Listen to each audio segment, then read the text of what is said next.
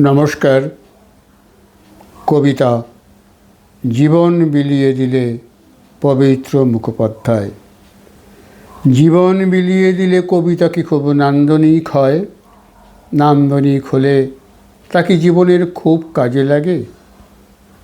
যদি বা লাগে, কাজ শেষ হলে তবে তার পরিণাম কী যে হবে?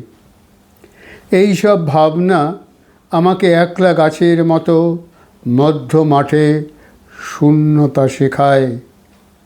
আমি খুব সাধারণ হয়ে থাকি, সাধারণ বলে নিয়েছি কিছু দায় যা আমার সাধ্যাতীত নয়।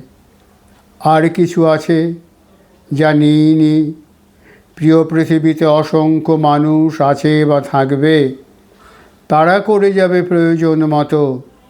ভার বহনের শক্তি সকলের সমান থাকে না। আমাদের জীবনের ক্ষুদ্রতম জয় পরাজয় বড় আলোড়িত করে। শরীরে নদীর জল ছুঁয়ে যেরকম হাওয়া বয়ে যায়, সেই মতো মৃদু আলোড়ন তুলে দিনগুলো রাতের নির্জন সবাধারে ঢুকে পড়ে। তারপর মৃদুতম আলোড়ন নেই। জীবন বিলিয়ে দিলে কবিতার জন্ম হয়। এই নিরুত্তাপ চেতনার ভার বয়ে বেড়াবার মতন সময় নেই আমাদের। আজ পৃথিবী বিষাক্ত আর বাসি হয়ে গেছে, তবুও তো নতুন জন্মের দিন প্রতিদিন ফিরে ফিরে আসে।